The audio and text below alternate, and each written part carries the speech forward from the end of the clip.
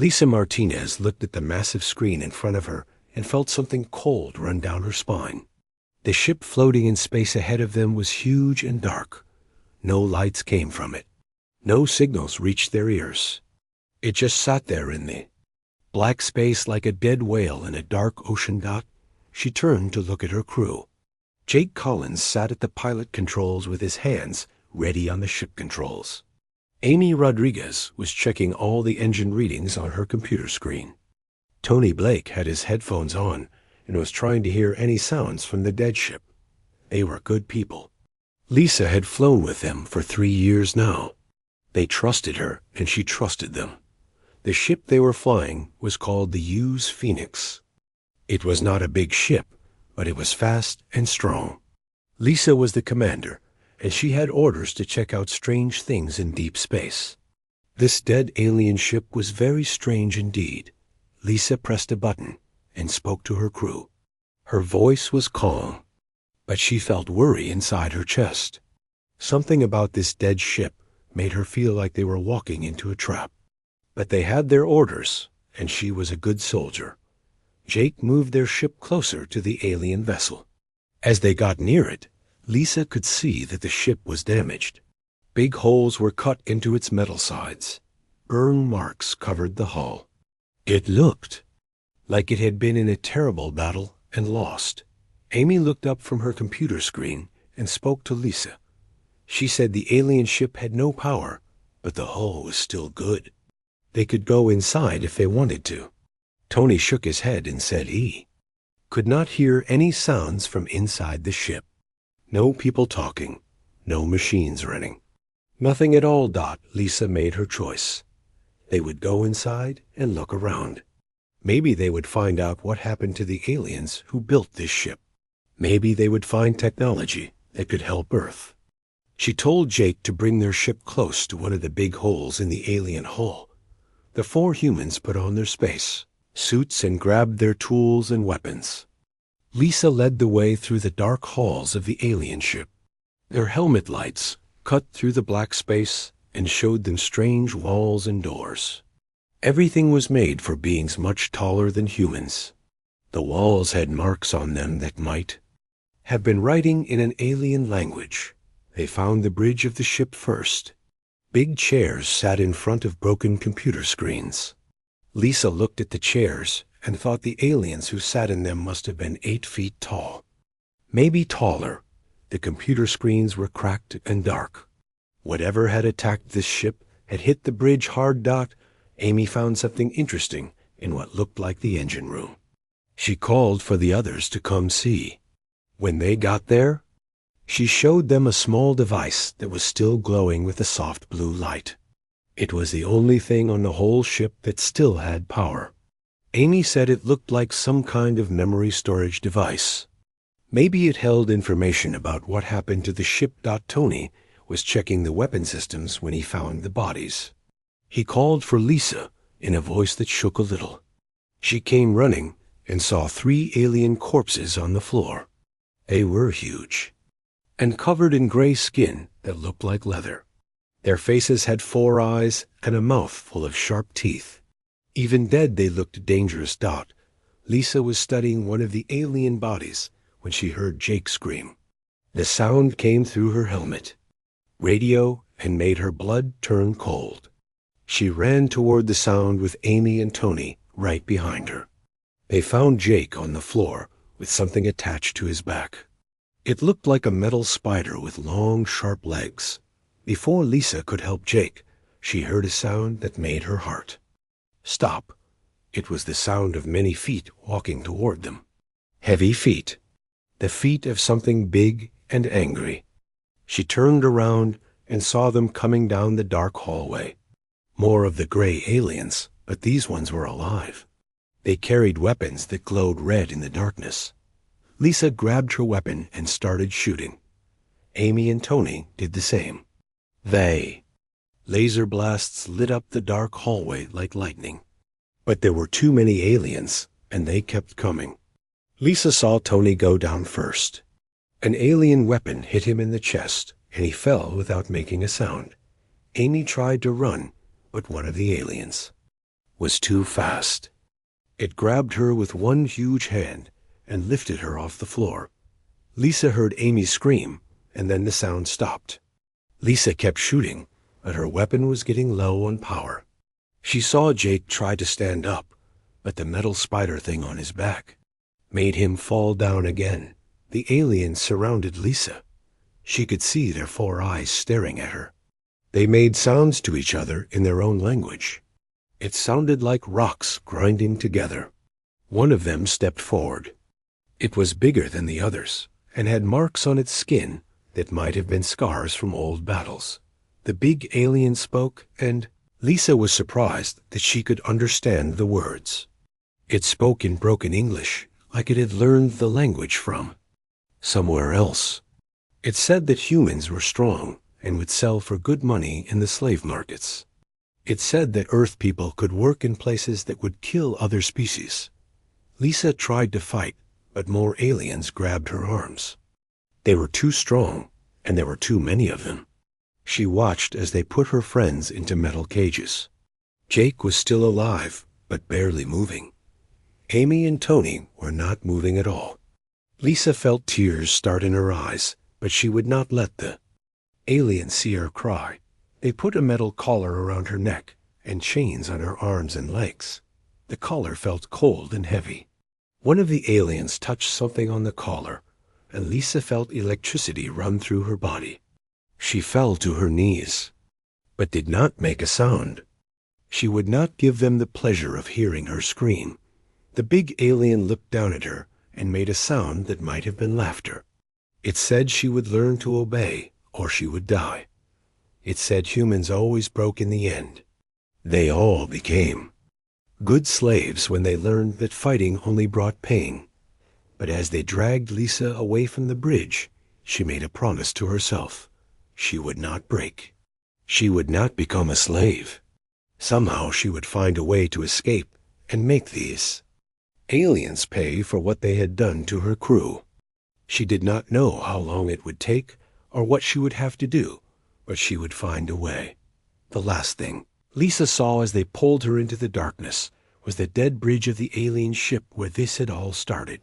She tried to remember every detail of how they had been tricked. She would need that information later, when the time came for revenge. The slave market smelled like fear and death. Lisa stood on a metal platform with chains around her wrists and ankles. Bright lights shone down on her from above. Around the platform she could see hundreds of alien faces staring at her like she was a piece of meat they might want to buy. The aliens who had captured her were called Vorthik. They were the gray-skinned giants with 4 eyes and sharp teeth. Lisa had learned this during the long trip to the slave market. She had also learned that the Vorthik thought they were better than every other species in the galaxy. They believed other races existed only to serve them. The Vorthik, who ran the slave market, was called Dealer Vex. He was smaller than the warriors who had captured Lisa, but his eyes were cruel and smart. He spoke to the crowd in the Vorthik language, and then switched to broken English, so Lisa could understand what he was saying about her. Dealer Vex told the crowd that humans were a new species in the slave markets. He said Earth people were tough and could work in places that would kill other slaves quickly. He said humans could survive in extreme heat and cold. They could work without much food or water. They could even survive in poisoned air that would kill most other species. The bidding started low, but went up fast. Lisa watched as different aliens raised their hands or made sounds to show they wanted to buy her. There were tall blue creatures with tentacles for arms. There were short, furry beings with big teeth. There were things that looked like giant insects. All of them saw her as property they could own and use. The winning bid came from Lord Krex. He was a Vorthik noble who owned mining operations in the asteroid fields near a star called Kepler 442. Lord Krex was massive, even for a Vorthik. Scars covered his gray skin, and his 4 eyes looked at Lisa like she was an interesting tool he had just bought. Lord Krex paid for Lisa with credits loaded onto a small metal card. Dealer Vex counted the credits and smiled with his sharp teeth. The deal was done. Lisa now belonged to Lord Krex, and there was nothing she could do about it. The collar around her neck would make sure she obeyed or died trying to resist. They put Lisa on a transport ship with 40 other new slaves. The ship was dirty and crowded. The air smelled bad, and there was barely enough room to sit down. Lisa found herself next to a blue-skinned woman with silver hair. The woman looked young, but her eyes seemed very old and sad. The blue woman spoke to Lisa in perfect English. She said her name was Zara, and she was from a planet called Altair 7. She said she had been a scientist before the Vorthik conquered her world. Now she was property just like Lisa. Zara had been a slave for 2 years and knew how the system worked. Zara explained that Lord Krex owned 12 mining stations in the Kepler 442 system. The mines dug up rare crystals that the Vorthik used to power their faster-than-light communication systems. The work was dangerous, and most slaves died within 6 months. The air in the mines was poisoned, and the crystals gave off radiation that slowly killed anyone who worked near them. Lisa asked Zara why she was still alive after 2 years. Zara smiled, but there was no happiness in it. She said her people from Altair 7 could survive radiation better than most species. Also, she was useful because she understood the science behind the mining equipment. Lord Krex kept her alive because she could make the machines work better. The transport ship also carried a human male named Marcus Chun. He was older than Lisa, with gray in his black hair and scars on his face. Marcus had been a smuggler who got caught trying to rescue slaves from a Vorthik prison ship. He told Lisa that there were small groups of humans scattered across Vorthik space.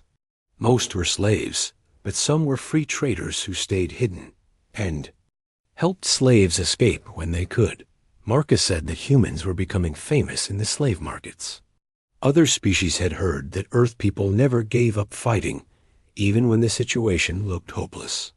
Some alien resistance groups were trying to contact humans and work together against the Vorthik Empire. The trip to the mining stations took 3 days. During that time, Lisa learned as much as she could about Vorthik culture and the mining operations. She discovered that the Vorthik had a rigid class system. Nobles like Lord Krex had complete power over their property and workers. But there were rules about how nobles had to behave toward each other. These rules might be useful someday. When they reached the mining station, Lisa saw that it was built inside a large asteroid. The outside looked like a small metal city stuck to a giant rock floating in space. Ships came and went carrying supplies and taking away the crystals that the slaves dug from the asteroid's core. Lord Krex met the new slaves in a large metal room. He spoke to them in a voice that could be heard throughout the station. He said they now belonged to him completely. He owned their bodies and their lives. They would work 12 hours every day with 1 day of rest each week. They would get enough food and water to keep them alive and working. Nothing more. Lord Krex said that slaves who worked hard and obeyed orders would live longer. Slaves who caused trouble or tried to escape would be killed as an example to the others. He said he had killed over 300 slaves in the past 5 years and would gladly kill 300 more. The guards took Lisa to her new home. It was a small metal room with 2 beds and 1 toilet. She would share this space with Zara. The walls were thick and there were no windows. The only light came from a small panel in the ceiling. The air smelled like chemicals and made Lisa's eyes water. Zara showed Lisa the work uniform she would wear in the mines. It was a gray jumpsuit with a breathing mask and radiation detector. The detector would beep when the radiation got too high. Zara said most slaves ignored the beeping because stopping work meant getting beaten by the guards. It was better to die slowly from radiation then quickly from a guard's weapon. The next morning, Lisa began her new life as a slave. The work was harder than anything she had ever done. She used heavy tools to dig crystals from the asteroid's rock walls. Her hands bled and her back ached. The air in the mines made her cough, and her radiation detector beeped constantly. But Lisa was strong and smart. Her military training had taught her how to survive in bad conditions. She learned to pace herself so she would not collapse from exhaustion. She learned to drink water slowly so it would last longer. She learned to sleep even when her body was in pain. More important than surviving the physical hardship, Lisa began to study the mining operation. She watched the guards and learned their routines. She counted how many Vorthik worked on the station and where they kept their weapons. She listened to conversations and learned more of the Vorthik language. Lisa also began to know the other slaves. There were over 200 beings from dozens of different species working in the mines. Most had given up hope of ever being free again, but some still had fight left in them. These were the ones Lisa wanted to talk to. These were the Pi, ones who might help her when the time came to act out at night in her small room. Zara would teach Lisa about the different alien species on the station. She explained their strengths and weaknesses. She told Lisa which ones could be trusted and which ones would sell out other slaves for extra food. This knowledge would be very important later. Marcus Chun worked in a different part of the mines, but Lisa saw him during mealtimes. He would tell her stories about other human slaves who had escaped from Vorthik stations. He said it was possible to get free, but it required careful planning and a lot of luck. He said the most important thing was to never let the Vorthik see that you were planning anything. After 1 month of slavery, Lisa had learned enough to start making real plans. She knew the station's weak points and the guards' blind spots. She knew which slaves might fight and which would hide.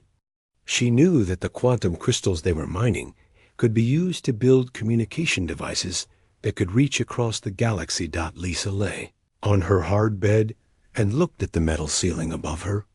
Her body hurt from the day's work and her lungs burned from the poisoned air. But her mind was clear and focused. She was no longer just trying to survive. She was preparing for war. 2 years had passed since Lisa first arrived at the mining station. She no longer looked like the clean military officer who had been captured on that dark alien ship. Her skin was pale from working underground. Scars covered her hands and arms from handling sharp crystal fragments. Her hair had grown long as she kept it tied back with strips of cloth torn from her work uniform.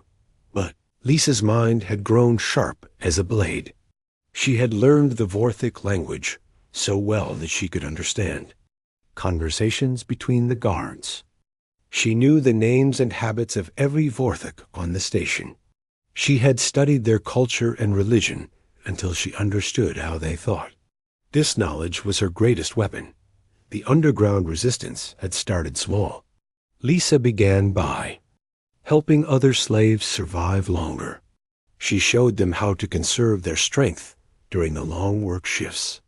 She taught them which parts of the mine had the least radiation. She shared her food with slaves who were too weak to work and would have been killed by the guards.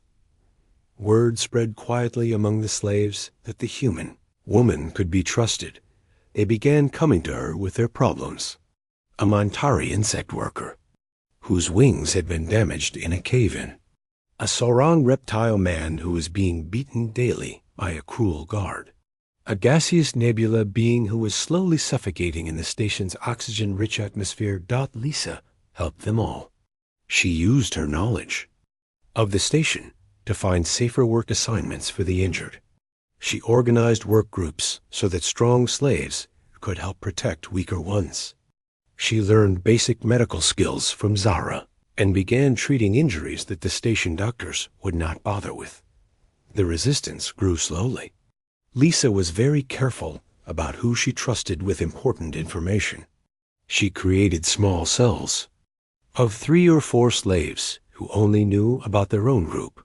If one cell was discovered, the others would remain safe. She learned this technique from her military training, and it worked well in the dangerous environment of the mining station. Zara became Lisa's closest ally and friend. The Altarian scientist was brilliant and could solve technical problems that stumped everyone else. She figured out how to modify the radiation detectors to work as short-range communication devices. This allowed resistance members to talk to each other without the guards hearing. Marcus Chun was the 3rd core member of the leadership group. His years as a smuggler had taught him how to move through the station without being seen. He could steal supplies and hide them in secret locations. He also knew about other resistance groups operating throughout Vorthik space and how to contact them. The first real test of the resistance came when Captain Vex arrived at the station. He was the brother of dealer Vex, who had sold Lisa at the slave market. Captain Vex had been sent by Lord Krex to increase production in the mines. His method was simple and brutal. Any slave who did not meet the daily quota would be executed. Captain Vex killed 12 slaves in his first week. He lined them up in the main corridor and shot them with his energy weapon, while all the other slaves watched. He said this was just the beginning. He would keep killing until production increased by 50%. Fear spread through the station like a disease. Lisa knew the resistance had to act, or they would all be murdered one by one. She called together the cell leaders for a secret meeting in an abandoned section of the mines. There were representatives from 6 different species. Each one had lost friends to Captain Vex's executions. Each one was ready to fight. The plan they made was dangerous, but it was their only chance. They would use the quantum crystals to build a communication device that could send a distress signal to free human ships in nearby systems. At the same time, they would sabotage the mine's life support systems to create chaos. During the confusion, they would overpower the guards and take control of the station. Zara said she could build the communication device, but she needed pure quantum crystals that were normally shipped directly to Lord Krex. Marcus said he could get into the storage area where the pure crystals were kept, but they would have to time everything perfectly. The guards changed shift every 8 hours, and there was only a 10-minute window. When the storage area was unguarded, Lisa's job was the most dangerous. She would have to get close to Captain Vex and distract him while the others put their plan into action. This meant she would have to volunteer for punishment duty. Slaves who were chosen for punishment duty were taken to Captain Vex's personal quarters, where he would torture them for his entertainment. The night before the operation, Lisa lay awake thinking about her crew from the U.E.'s Phoenix. Jake Collins had died 3 days after arriving at the mining station. The metal spider device that the Vorthik had put on his back had slowly eaten through his nervous system. Amy Rodriguez had lasted 2 months before the radiation poisoning killed her. Tony Blake had tried to escape and been shot by guards. Lisa closed her eyes and made the same promise she had made 2 years ago. She would not die as a slave. She would make the Vorthik pay for what they had done. Tomorrow she would take the first real step toward keeping that promise. The operation began at the start of the morning shift. Lisa walked up to Supervisor Grix and told him that she refused to work anymore. The Vorthik supervisor was so surprised that for a moment he just stared at her. No slave had ever directly refused an order before. When he recovered from his shock, he grabbed Lisa and dragged her toward Captain Vex's quarters. While Lisa was being taken to face punishment, Marcus was moving through the maintenance tunnels toward the crystal storage area. He had timed the guard rotations perfectly and knew exactly when he would have his chance. Zara was in her workstation preparing the technical equipment they would need to build the communication device. The other resistance members were spread throughout the station. Some were near critical life support systems. Others were positioned close to guard posts and weapon storage areas. They all waited for Lisa's signal to begin the attack. Captain Vex was delighted to have a special punishment session with the famous human female. He had heard that Earth people were stubborn and difficult to break. He looked forward to proving that Vorthic methods could crush any spirit, no matter how strong. Lisa was chained to the wall in Captain Vex's private torture chamber. The Vorthic captain activated his pain devices and watched Lisa's face for signs of breaking. But Lisa had learned to hide her emotions completely. She showed no fear and no pain no matter what he did to her. This made Captain Vex angry. He increased the power of his torture devices. He demanded that Lisa beg for mercy. He threatened to kill 10 slaves for every minute that she remained silent. But Lisa just looked at him with cold eyes and said nothing. What Captain Vex did not know was that Lisa had modified her radiation detector to send a signal when she pressed a hidden button. While he was torturing her, she was communicating with the resistance members throughout the station. She was telling them exactly when to begin each phase of the operation. Marcus got into the crystal storage area exactly on schedule. He took 20 pure quantum crystals and replaced them with regular rocks painted to look like crystals. The theft would not be discovered until the fake crystals were tested in Lord Crex's laboratory. Zara received the crystals and began building the communication device. Her Altarian science training allowed her to work with quantum technology that would have been impossible for most other species. Within 2 hours, she had constructed a device that could send faster than light messages across half the galaxy. The sabotage of the life support systems began exactly 4 hours after Lisa had been taken to Captain Vex. Resistance members shut down air recycling pumps in 3 different sections. They overloaded power conduits that supplied electricity to the guard barracks. They released poisonous gas into the main corridor that forced everyone to evacuate to emergency shelters. In the confusion that followed, the resistance struck at guard posts throughout the station. The Sauron reptile people used their natural stealth to get behind Vorthic guards. The Mantari insect workers coordinated their attacks using their hive mind abilities. The gaseous nebula beings infiltrated computer systems and shut down security cameras. Captain Vex heard the alarms and emergency announcements, but he was too focused on torturing Lisa to understand what was happening. He kept demanding that she tell him how to make the other slaves work harder. He kept threatening to kill everyone on the station if she did not cooperate. Lisa waited until the sounds of fighting reached Captain Vex's quarters. Then she looked directly into his 4 eyes and smiled for the first time in 2 years. She told him that she was not just a slave anymore. She was the leader of a rebellion that would destroy everything he believed in. Captain Vex reached for his weapon, but Lisa was faster. The chains that held her to the wall had been slowly weakened by acid that Marcus had smuggled into the torture chamber. When Lisa pulled hard enough, the chains broke and she was free. The fight between Lisa and Captain Vex was short but brutal. He was bigger and stronger, but she was faster and smarter. She used techniques she had learned from watching Vorthic combat training. She knew where to hit him to cause the most damage. When Captain Vex finally fell, Lisa took his weapon and his access codes. She opened the door to find Marcus and 2 other resistance fighters waiting for her. The rebellion had succeeded. They controlled the entire. News traveled fast through Vorthic space when word spread that a human slave had defeated Lord Crex in combat. Most Vorthic nobles refused to believe it at first. How could a member of an inferior species defeat one of their own? But the evidence was undeniable.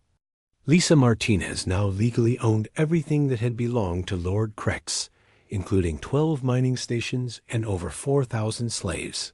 Lisa stood in what used to be Lord Crex's private office aboard the command station. She wore clothes taken from the Vorthic noble's wardrobe. They were too big for her human frame, but they were made of expensive materials that showed her new status. More importantly, she wore the signet ring that proved she was now a legitimate member of the Vorthic nobility. But Lisa had no interest in becoming just another cruel master. Her first act as the new owner of the mining operations was to declare that slavery was abolished in all territories under her control. The 4,000 former slaves were now free to leave or stay and work for fair wages. Most chose to stay because Lisa offered them something no other employer in the galaxy could provide. She offered them respect and a chance for revenge.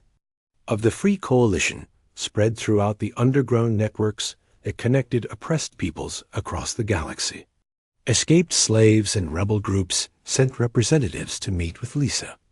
They wanted to know if the stories were true. Had a human really defeated the Vorthic at their own game and used their laws against them? The first major test of Lisa's leadership came when Admiral Thor arrived with a Vorthic battle fleet.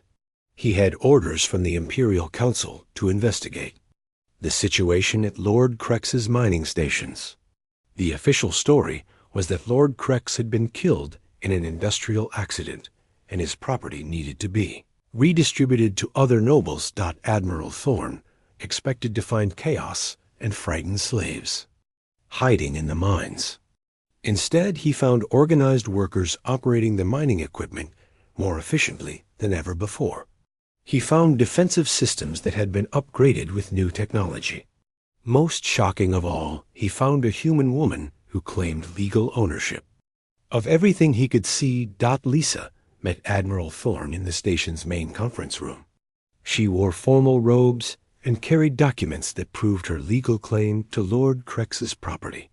She spoke to the Admiral in perfect Vorthic and quoted their laws from memory. She challenged him to find any legal flaw in her claim to nobility. Admiral Thorn was confused and angry. He had never dealt with a situation like this before. According to Vorthic law, Lisa's claim was completely valid. She had defeated Lord Krex in fair combat and taken his property according to ancient traditions. But she was not Vorthic. She was supposed to be property herself. The meeting lasted for 6 hours. Admiral Thorn tried every legal argument he could think of, but Lisa had studied Vorthic law more carefully than most Vorthic lawyers. She had answers for every challenge and precedents for every claim. Finally, the Admiral had to admit that under their own legal system, Lisa was now a legitimate noble with all the rights that went with that position. But Admiral Thorn made it clear that Lisa's legal victory would not protect her for long.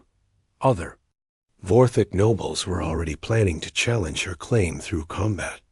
They would send their best warriors to fight her, and when she was defeated, her property would be redistributed among the true Vorthic nobility. Lisa thanked Admiral Thorn for the warning and promised to be ready for any challenges. What she did not tell him was that she was already planning challenges of her own. She had identified several Vorthic nobles whose territories included major slave populations. She intended to defeat them in combat and free their slaves as well. The first challenge came from Baron Maltex, who owned mining operations in 3-star systems. He arrived with great ceremony, expecting to face a desperate human female in single combat. Instead, he found himself fighting a warrior who had studied Vorthic combat techniques for years and understood their weaknesses better than they understood themselves. Lisa defeated Baron Maltex in front of representatives from dozens of noble houses. The fight was broadcast across Vorthic communication networks, so everyone could see that humans were capable of beating their supposed superiors. When Baron Maltex fell, Lisa claimed his property according to Vorthic law. Another 8,000 slaves became free members of the coalition. The pattern repeated itself over the following months. Vorthic nobles who thought they could easily defeat a human challenger found themselves facing an opponent who had turned their own culture against them. Lisa studied each challenger's fighting style and personal history. She learned their weaknesses and used psychological warfare to gain advantages before the actual combat began. Each victory brought more territory and more former slaves into the Free Coalition. Lisa began establishing safe havens on liberated worlds where refugees from other parts of the galaxy could find shelter. She created training programs that taught former slaves how to fight and how to operate advanced technology. The most important victory came when Lisa liberated the prison planet Tartarus. This world was where the Vorthic sent their most dangerous political prisoners. The security was supposedly impossible to break, but Lisa had learned that impossible just meant nobody had been creative enough yet. The assault on Tartarus used every technique Lisa had learned during her years of rebellion. Former slave engineers built stealth ships that could avoid Vorthic sensors. Former slave hackers infiltrated the prison's computer systems. Former slave warriors used their knowledge of different species' abilities to plan coordinated attacks. Among the prisoners Lisa freed from Tartarus was General Kane Patterson. He had been a legendary human military commander who was captured during the First War between Earth and the Vorthic Empire 20 years earlier. Most people thought he was dead, but the Vorthic had kept him alive in their worst prison as a trophy of their victory over humanity. General Patterson was old and scarred from 20 years of imprisonment, but his mind was still sharp. He recognized Lisa's natural leadership abilities and offered to help train the Free Coalition's growing military forces. He had knowledge of Vorthic military tactics and weaknesses that could not be learned any other way. Under General Patterson's guidance, the Free Coalition evolved from a group of escaped slaves into a real military force. They captured Vorthic's supply convoys and used the weapons and equipment to arm new recruits. They established hidden bases in asteroid fields and on uninhabited planets. They created a communication network that could coordinate operations across multiple star systems. Lisa's reputation grew with each victory. The various alien species that made up the coalition began to see her as more than just a military leader. She had become a symbol of hope for everyone who had been oppressed by the Vorthic Empire. Stories about the human slave who became a queen spread to every corner of the galaxy, but Lisa knew that symbolic victories were not enough. The Vorthic Empire controlled hundreds of worlds and billions of beings. They had military fleets that could destroy entire planets. Taking down such a powerful enemy would require more than just winning individual battles. It would require changing the way the galaxy thought about power and freedom. Lisa began reaching out to other species and governments that had been conquered or threatened by the Vorthic. She offered them membership in the Free Coalition and promised that together they could build something better than the empire that had oppressed them all. Many were skeptical at first, but Lisa's victories spoke louder than words. The coalition's greatest strength was its diversity. Each species brought unique abilities and knowledge to the alliance. The Altarians provided advanced science and technology. The Saurons contributed stealth and infiltration skills. The Montari offered perfect coordination and communication abilities. The humans provided leadership and the stubborn refusal to accept defeat. As the coalition grew stronger, Lisa began planning for the ultimate confrontation. She knew that eventually she would have to face the Vorthic Empire's home world and challenge the Emperor himself. This would be the final test of everything she had learned and built during her rise from slave to queen. But first, she needed to unite more of the galaxy under the coalition's banner. She needed to prove that her vision of freedom and cooperation was stronger than the Vorthic's philosophy of domination and fear. She needed to show everyone that the age of the Empire was ending and a new age was beginning. Lisa stood at the window of her flagship looking out at the stars. Somewhere out there was Earth, the world she had not seen for 5 years. Somewhere out there were billions of beings who still lived in chains. She had come a long way from the broken military. officer who had been sold in a slave market. But her greatest challenges still lay ahead. The former slave had become a queen, but she would not be satisfied until every slave in the galaxy was free. She would not rest until the Vorthic Empire was nothing but a memory, and the Free Coalition had built a better future for all the children of the stars. The Vorthic homeworld had never been successfully attacked in over 1,000 years of galactic conquest. The planet was surrounded by massive defense stations that could destroy entire fleets before they got close. Energy shields protected the surface from orbital bombardment. The Imperial Navy kept over 2,000 warships in the home system at all times, but Lisa had spent 3 years studying every detail of the Vorthic capital's defenses. She had interrogated captured officers and analyzed stolen technical manuals. She had recruited former Vorthic engineers who knew the shield frequencies and defense codes. Most importantly, she had learned that the Empire's greatest strength was also its greatest weakness. The Vorthic believed they were invincible. They had conquered so many worlds and defeated so many enemies that they could not imagine anyone being clever enough to threaten their home. This arrogance made them careless about security in ways that Lisa planned to exploit. The Free Coalition fleet that approached the Vorthic home system was the largest armada ever assembled by non-Vorthic forces.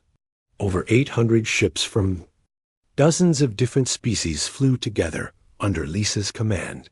Human vessels flew alongside Altarian science ships and Sauron stealth fighters. Former slaves operated weapons that had been built in captured Vorthic factories. Lisa stood on the bridge of her flagship, the Freedom's Dawn, and watched the enemy defense stations appear on the tactical display. Each station was larger than most, cities and armed with enough firepower to level continents. The Imperial Navy ships moved into defensive formations that had protected the home world for centuries. But Lisa had advantages that no previous attacker had possessed. Hidden among her fleet were dozens of captured Vorthic vessels that still transmitted the proper identification codes.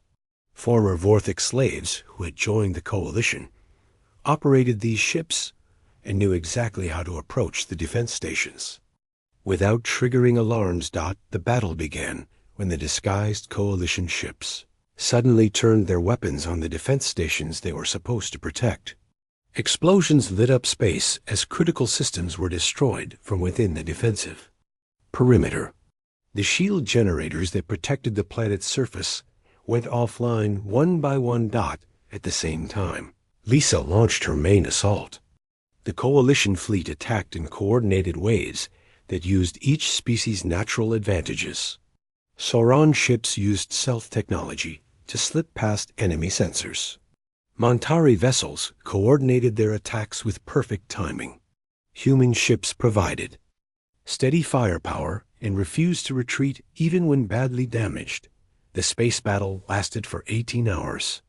Lisa lost over 200 ships and thousands of coalition fighters died in the attack. But the Vorthic lost even more. Their overconfidence had made them unprepared for enemies who understood their tactics and technology as well as they did themselves. When the orbital defenses finally fell, Lisa led the ground invasion personally. She wore battle armor that had been specially designed for human physiology, but incorporated the best technology from all coalition member species. She carried weapons that could penetrate Vorthic, personal shields and armor that could deflect their energy blasts. The invasion force landed in the heart of the Vorthic capital city. Lisa had chosen this target because it was where the Imperial Palace stood and where Emperor Malthor waited with his personal guard. She knew that defeating the Emperor in single combat was the only way to end the war without destroying the entire Vorthic civilization. Fighting through the city streets was brutal and costly. The Vorthic civilians joined their military in defending their home world. They fought with desperate courage because they believed their entire way of life was at stake. They could not imagine a universe where the Vorthic Empire did not rule over all other species. Lisa's forces used urban warfare tactics that the Vorthik had never encountered before. Human soldiers who had learned from years of fighting Vorthok. Occupation forces knew exactly how to neutralize their advantages. Former slaves who knew the city's layout guided coalition troops through hidden passages and maintenance tunnels. The final assault on the Imperial Palace took 3 days. Vorthik Imperial Guard fought with legendary skill and refused to surrender even when their position became hopeless. Lisa had to admire their courage, even as she fought to destroy everything they represented. Emperor Malthar waited for Lisa. In the throne room, where 100 generations of Vorthik rulers had made decisions that affected billions of lives. He was the largest Vorthik Lisa had ever seen, with scars from 1,000 battles covering his gray skin. His 4 eyes burned with hatred as he looked at the human female who had dared to challenge his empire. The emperor spoke to Lisa in the ancient, formal language of Vorthik nobility. He said she had brought ruin and chaos to the galaxy by encouraging inferior species to rebel against their natural masters. He said the universe would be a darker and more dangerous place if the Vorthik Empire fell. Lisa replied in the same formal language. She had learned it during her years of studying Vorthik culture, and she spoke it better than most nobles. She told Emperor Malthar that his empire was built on the suffering of innocent beings, and that its destruction would free the galaxy to build something better. The duel between Lisa and Emperor Malthar was broadcast across the galaxy on Vorthik communication networks. Billions of beings on thousands of worlds watched as the human former slave faced the most powerful warrior in known space. The fight would determine not just who won the war, but what kind of future the galaxy would have. Emperor Malthar was stronger and had more combat experience than any opponent Lisa had ever faced. His weapons were masterworks of Vorthik technology, and his armor had been forged from metals found only on the Empire's most remote worlds. He had been trained from birth to fight and kill and rule over others, but Lisa had advantages that the Emperor could not understand.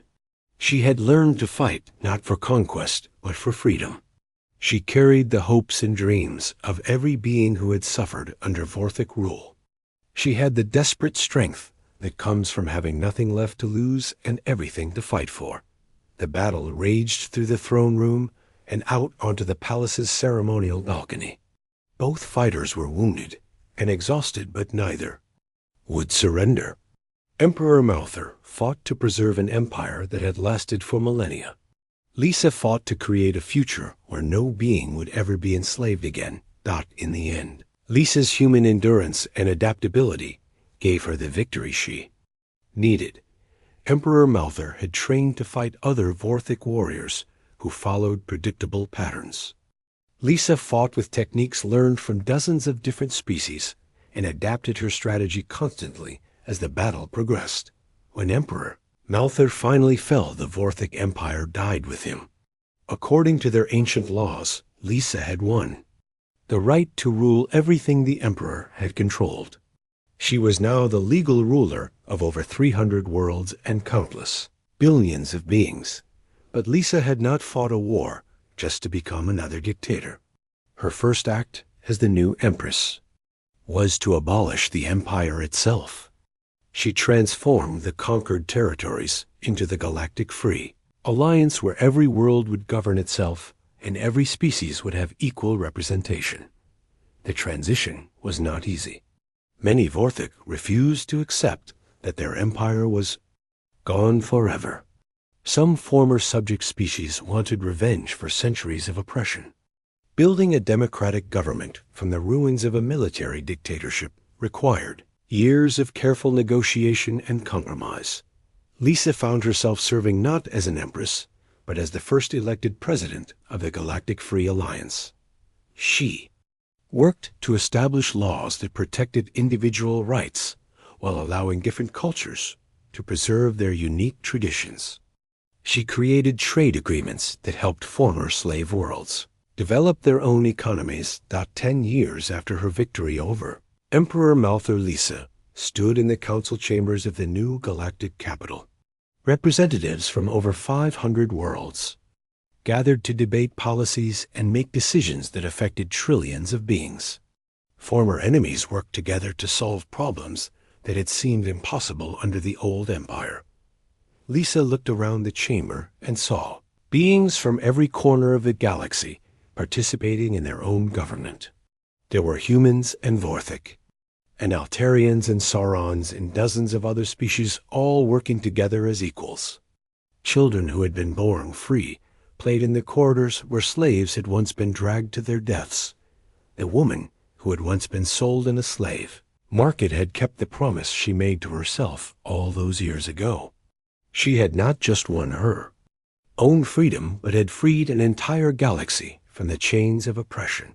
The Vorthic Empire was now just a chapter in history books, and the age of freedom had begun. Lisa's greatest achievement was not military conquest, but proving that cooperation was stronger than domination. She had shown that beings from different worlds and cultures could work together to build something better than any empire. She had created a future where diversity was celebrated instead of feared. As Lisa walked through the capital city, she saw monuments to the beings who had died fighting for freedom. She saw schools where children from different species learned together. She saw markets where former enemies traded goods and ideas. She saw the galaxy that she had dreamed of during her darkest days as a slave.